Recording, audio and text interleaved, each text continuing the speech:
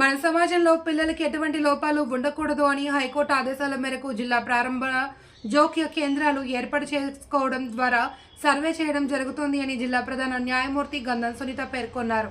మంగళవారం స్థానిక ప్రభుత్వ ఆసుపత్రిలో డోర్ టు డోర్ క్యాంపెయిన్ కార్యక్రమాన్ని గంధం సునీత ప్రారంభించారు. ఈ సందర్భంగా మాట్లాడుతూ సమాజంలో భావి భారత పౌరులు ప్రతి ఒక్కరూ ఎటువంటి లోపాలు లేకుండా పరిపూర్ణ ఆరోగ్యవంతులుగా ఉండే విధంగా చర్యలు తీసుకుంటున్నామన్నారు.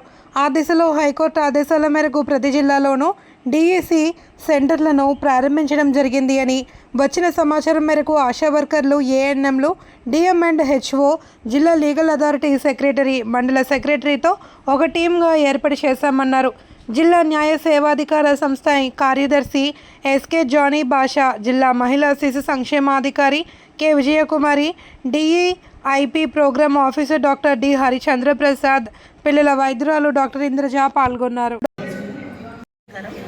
మన సొసైటీలో పిల్లలు ఎలాంటి లోపాలతోనూ ఉండకూడదని చెప్పి హానరబుల్ హైకోర్టు వారి డైరెక్షన్స్లో ప్రతి జిల్లాలోనూ డిఈఐసి అంటే డిస్ట్రిక్ట్ ఎర్లీ ఇంటర్వెన్షన్ సెంటర్ అనే దాన్ని స్థాపించడం జరిగింది.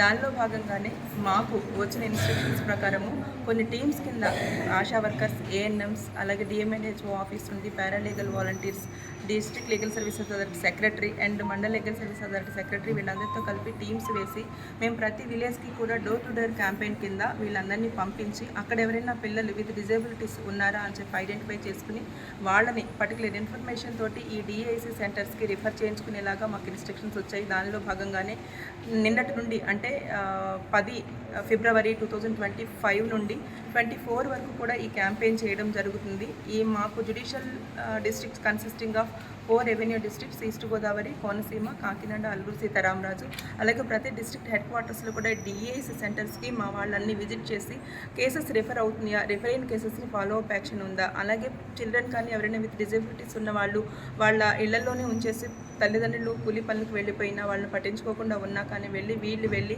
మాకు వచ్చిన ఇన్ఫర్మేషన్ ప్రకారం డిఎంఎన్హెచ్ఓ ఆఫీస్ నుండి గవర్నమెంట్ కూడా ఒక స్కీమ్ కింద 60,000 రూపీస్ పర్ మంత్ హైర్ చేసుకునే వెహికల్ పిల్లల్ని వాళ్ళు ఎలాగో హాస్పిటల్కి తీసుకురారని చెప్పి వాళ్ళని ఆ వెహికల్లో తీసుకొచ్చి మళ్ళీ వాళ్ళని డ్రాప్ చేసే విధంగా కూడా ఇన్స్ట్రక్షన్స్ వచ్చాయన్నారు.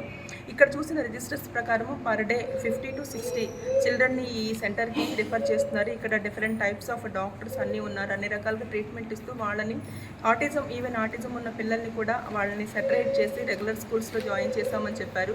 నిజంగా ఇక్కడ ఉన్న డాక్టర్స్ అండ్ వాళ్ళ టీము కమెండబుల్ సర్వీసెస్ అయితే అందిస్తున్నారు. వాళ్ళ సర్వీసెస్ని ఖచ్చితంగా అప్రిషియేట్ చేసి తీరవలసిందే.